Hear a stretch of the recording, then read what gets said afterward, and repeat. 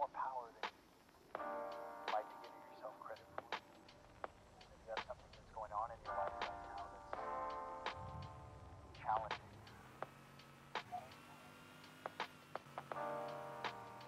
It's just a reminder to take a little bit better care of yourself. You're worth it. You can have this feeling.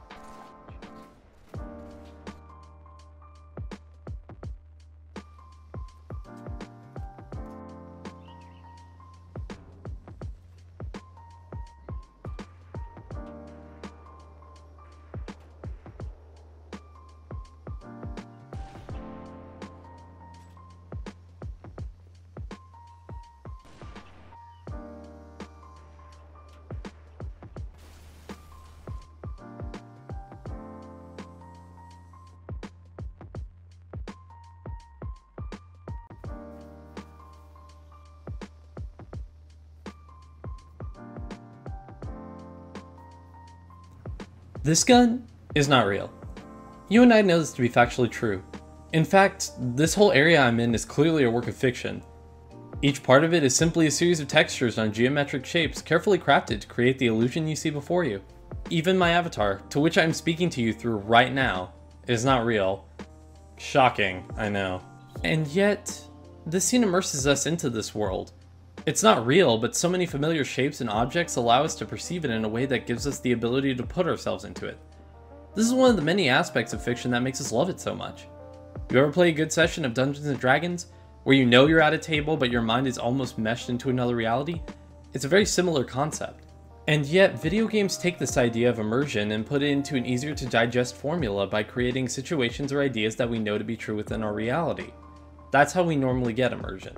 Well, part of immersion at least. Immersion itself is a bit more complicated as to the whys and hows, so that'll have to be saved for another time.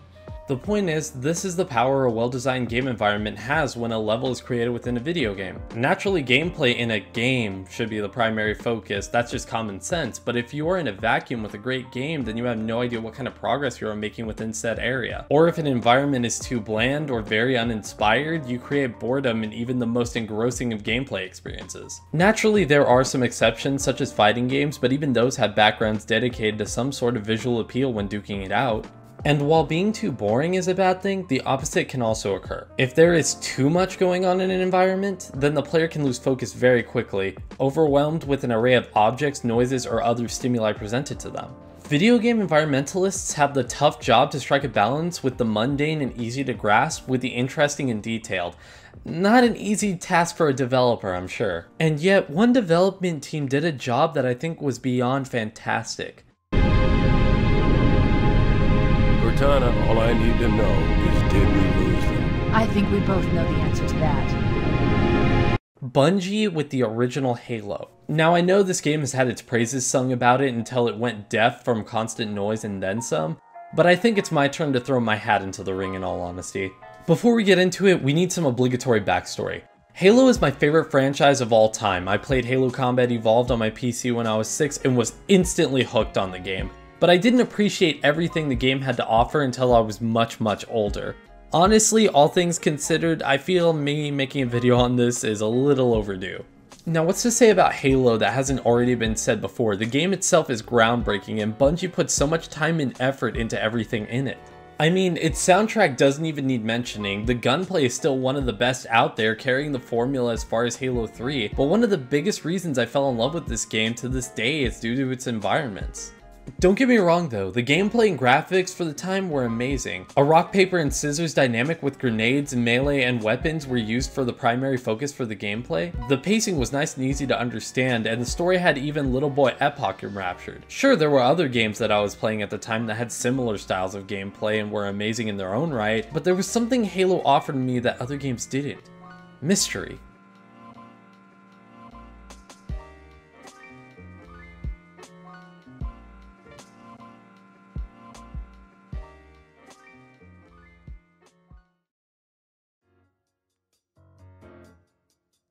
Now, I wasn't sure how to structure a video like this in all honesty, because if I go on a level by level basis, this video is gonna take forever. Yet, if someone hasn't played Halo, then I'm talking about a specific level and varying degrees of optimal design choices that will make this video seem scattered and have less focus to it. It's only because I'm assuming people watching this video are serious fans of Halo as well, or at least know about it to varying degrees, that I'm going to be going with the latter idea. Got that? Still with me? Okay, great, then let's go ahead and get right into it.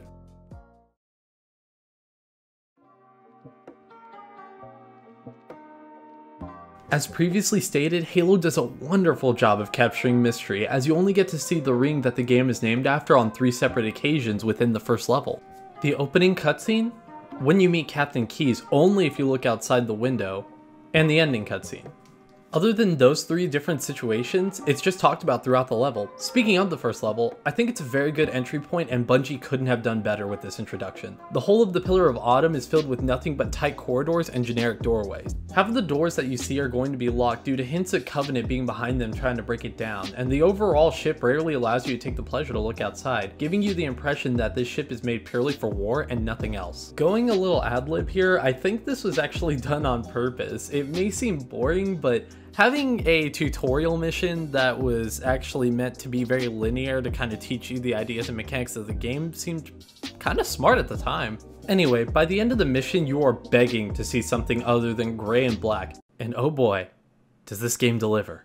Once you are launched to the ring, you find yourself on a journey bigger than anything you could possibly imagine, as most of the levels of Halo are vast and teeming with different types of scenery for the player to enjoy.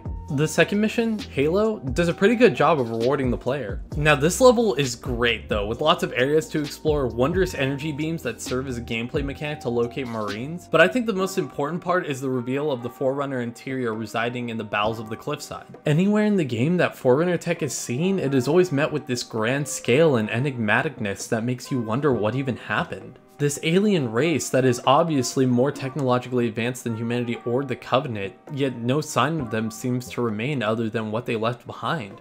There's 2 pretty well-known missions that come to mind whenever I think of the Forerunner and all they've left behind, and the mystery that garners all the attention around the game. Assault on the Control Room and the Silent Cartographer. These levels are in my opinion the best missions in the entirety of Halo Combat Evolved that show the best in environmental detail.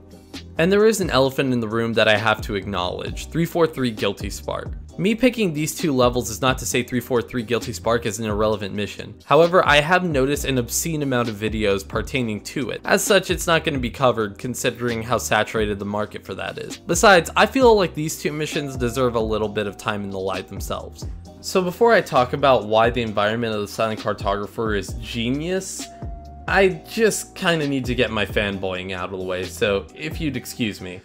Holy crap, this section is the coolest thing ever. Like, literally everyone remembers this part because it's so legendary. I mean, here you are storming a beach with Marines backing you up because they're so badass. This guy doesn't even wait until you drop before he starts killing stuff. It's so cool. At least until a Marine blows you up. Twice.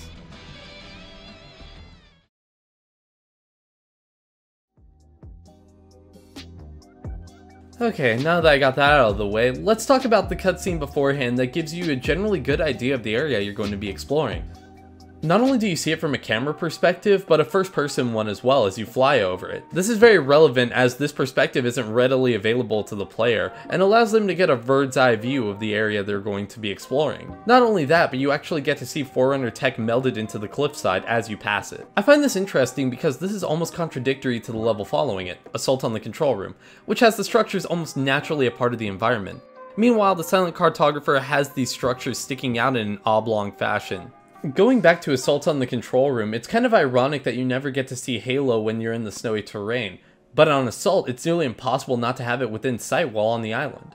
Now that I mention it, the island itself is extremely vast, despite being very easy to circumnavigate. The island houses many different levels, such as the green hills at the top or the deep Forerunner pits below. Aforementioned Forerunner pits are entered through a doorway not far from the beach, but end up locking the player out. This forces the player to find a way to unlock the door in order to progress through the level. However, the mechanism to unlock the door is not explicitly shown to the player. This basically forces the player to explore the island that the environmentalists have created for them. This sounds like a poor idea on paper, but actually the island is extremely fun to navigate, so there's not much of a problem here. The fact that the island can be circled so easily gives credit towards the idea of the player exploring and letting them take as many times as they need before they realize that there is a small opening that leads deeper into the island. The opening itself is actually surrounded by enemies, so if you decide to go up and fight them, it'll be pretty easy to find the right way to go. After killing Covenant forces, the player makes their way to an almost gloomy interior. Despite being made up of classic Forerunner parts, this area just seems off. Huge and ominous, yes, but there was something else about this area that I couldn't put my finger on for the longest time. Until now. It's a culmination of a few elements in the environment. Ignoring the drastic change from bright green and blue colors to more muted tones, the player ends up walking down this shadowy, ominous hallway which ends up in almost pure darkness. The only thing complementing this area are windows that open into a foggy shade with a hint of blue. In fact, even when you go onto the extended bridges to see just how high you are on this little island, you feel so vulnerable for being there.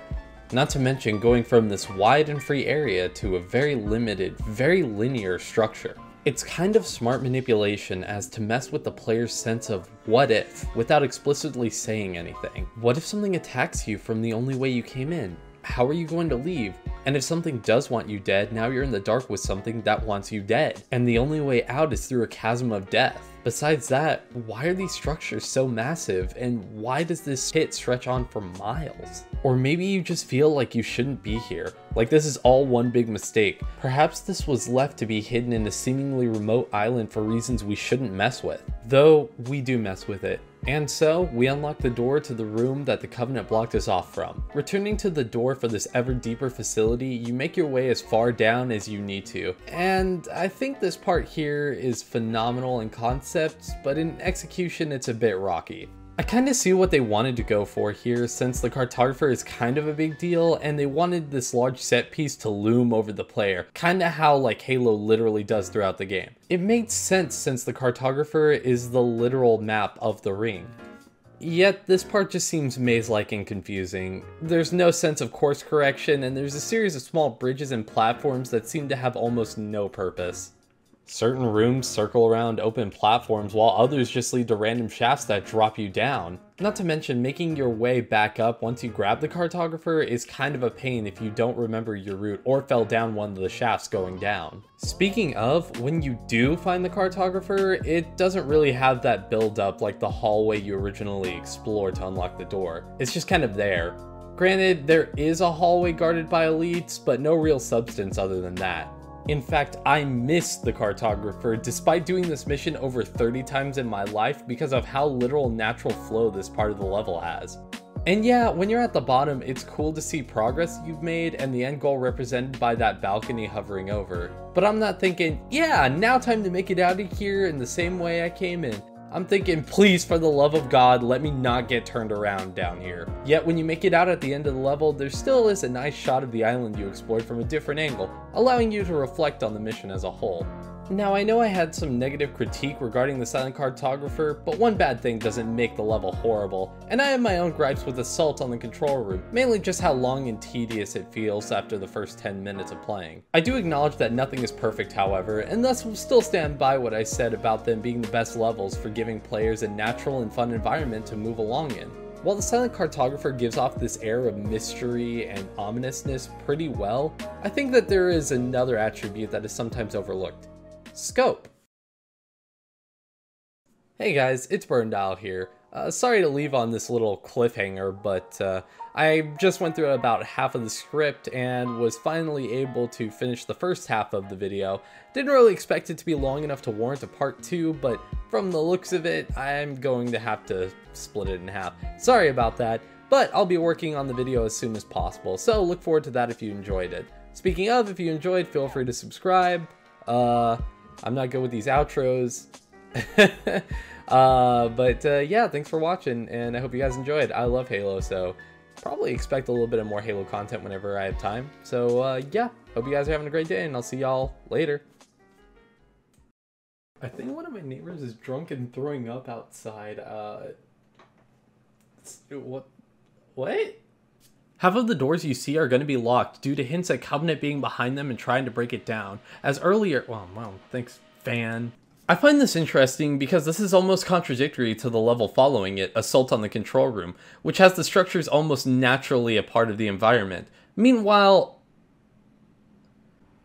I forgot what the level was called.